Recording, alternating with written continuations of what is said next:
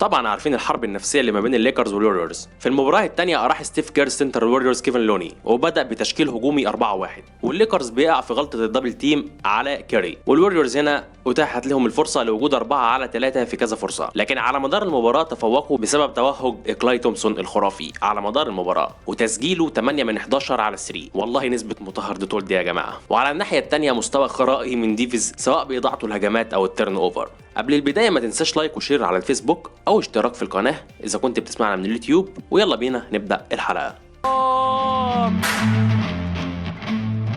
انا مش جاي اتكلم عن المباراه ككل، لكن تعالوا نشوف اخطاء لعيبه الليكرز في بدايه المباراه. فاندر المان تبع كيري بيتعمل له سكرين، هو اي نعم اختل توازنه والهلب من ريفز هيكون صعب. هل هيسند مع جمايكل جرين واللي هو مسدد كويس، ولا بسبب اختلال توازن فاندر هيحاول يقفل على كيري؟ لو جه على يساره هو هيفضل مساحه لكيري يخترق او يسدد من هنا، ولو جه على يمينه فهو فتح زاويه التمرير وساب جمايكل فاضي.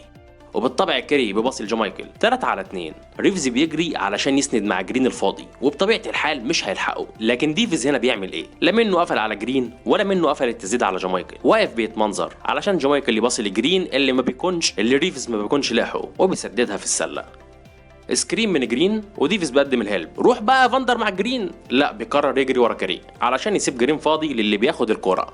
تصرف صحيح من راسل تمام انه يضم يهلب مع جرين، لكنه بيقرر يهوش نفسه وبيتوقع ان هو هيباصي للوينج. انتوا عارفين بقى هو خد الامان ليه؟ علشان وجود ليبرون وراه، لكن ليبرون كان معتاد في الاخر انه يبقى سوفت وما تبررش اي اسباب، وبيسجل الوريورز. دولت كورتين حبيت ابرزهم في اول المباراه دليل على البدايه السيئه للليكرز، لكن حابب ابرز اكتر كيري وتومسون باعتبار ان هم فازوا، واسباب الفوز بعيدا عن رعونه الليكرز ان هم قدموا مستوى عالي. الكره الاولى ريفرز بيتسرع وستيف بيستيل الكره، بيعمل بحث سريع وكشف للملعب،